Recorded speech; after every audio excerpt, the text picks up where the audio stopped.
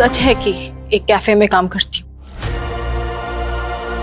इसका मतलब ये नहीं कि मैं आप लोगों से सच छुपा रही थी, मैं आपको बताने ही वाली थी, लेकिन सही बड़ा। अरे तुझे नौकरी करने की क्या जरूरत थी? देख, ये बात हम बाद में भी कर सकते हैं आराम से, ठीक है? लेकिन आज का दिन तुम दोनों के लिए एकदम खास है, तो एंजॉय करो। और आप सबसे हाथ जोड़ के निवेदन करता हूं मैं कि आप भी पार्टी को एंजॉय करें। घर की बात है, ये सब होता रहता है, कौन से घर में नहीं होता, बताओ ना मुझे। एक मिनट राव साहब, बात अगर निकली है तो पूरी तो हो जाने दीजिए, पता तो चले हुआ क्या है। काय झालं सभी बाळा, बताओ ना, तुम इतने बड़े घर की बहू होकर इतने छोटे से कैफे में नौकरी कर रही हो, यहाँ तुम्हें कोई परेशानी है क्या? सभी की स्कॉलरशिप कैंसिल हो गई है ना, कहीं इसलिए तो नहीं?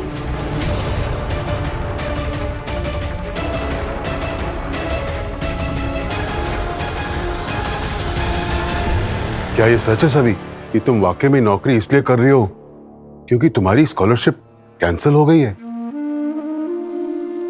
और पढ़ाई के लिए तुम्हें पैसों की जरूरत है?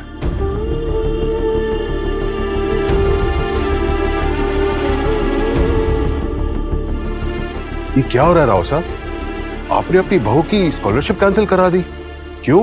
अरे तात्या साहब, अरे कॉलेज का नियम है, ये तो आप भी जानते हैं। और आप ये भी जानते हैं कि भोसले इंस्टीट्यूट में नियम, कायदे, कानून, उसका बहुत पालन होता है।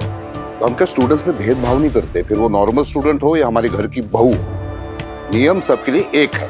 वही तो मेरा सवाल है राव साहब कि इतने बड़े खानदान की बहू अपनी फीस भरने के लिए नौकरी क्यों कर रही है? एक मिनट राव साहब,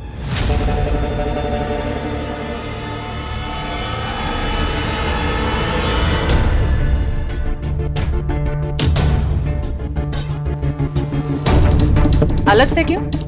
हमें भी तो बताइए।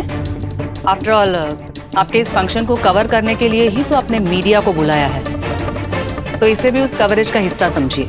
और वैसे भी अभी यहाँ जो भी कुछ हुआ उसके बाद पूरा सच तो हम भी जानना चाहते हैं।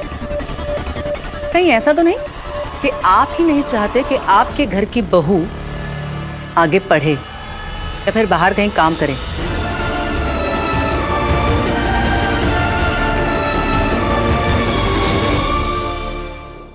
एक मिनट, आप लोग कहाँ की बात कहाँ लेकर जा रहे हैं? किसने कहा आपसे कि ये लोग मुझे पढ़ने नहीं दे रहे? ईशान सर ने मुझे चेक दिया था ताकि मैं अपने कॉलेज की फीस भर सकूं, लेकिन मैंने मना किया क्योंकि मैं खुद अपनी पढ़ाई का खर्चा उठाना चाहती हूँ और मुझे नहीं लगता कि इसमें कुछ भी गलत है।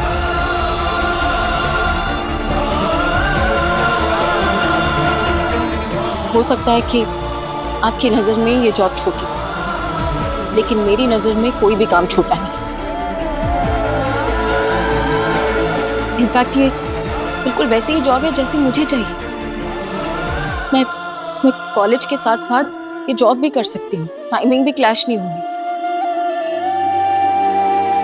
अपनी फीस के लिए पैसे इकट्ठे कर सकती हूँ। मेरे लिए एकदम परफेक्ट जॉब है ये। सो प्लीज आप लोग अक्का साहब और राव साहब पे ऐसे बेहुदा इल्जाम लगाना बंद कीजिए। सर, आप तो हमारे एजुकेशन मिनिस्टर हैं, क्या आप भी इस तरह की मानसिकता का समर्थन करते हैं? बिल्कुल भी नहीं, मैं ऐसी मानसिकता का समर्थन हरगिज नहीं करता।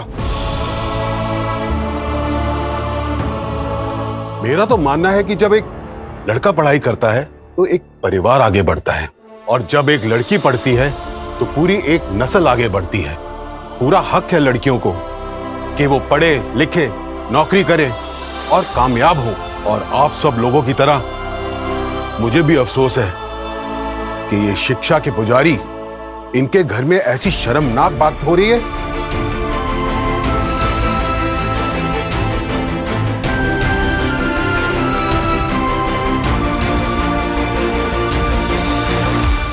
और ये बड़े दुर्भाग्य की बात है। अब मेरा यहां रुकना मुमकिन नहीं है।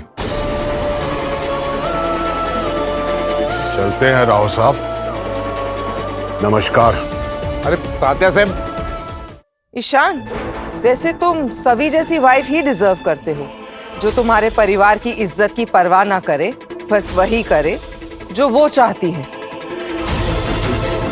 और आप सुरेखा जी, आप भी ऐसी ही बहू डिजर्व करती हैं, जो एक छोटे और गरीब घर से आती है, ना कि मेरी बेटी की तरह जो एक पढ़े लिखे और रईस खानदान से आती है। Ma'am please. पहली बात तो आपको मेरे बारे में बात करने का कोई हक नहीं है, और अगर आपको कुछ बोलना ही है तो आप सिर्फ मेरे बारे में बोलिए। मेरे परिवार के बारे में एक शब्द नहीं सुनूंगी मैं।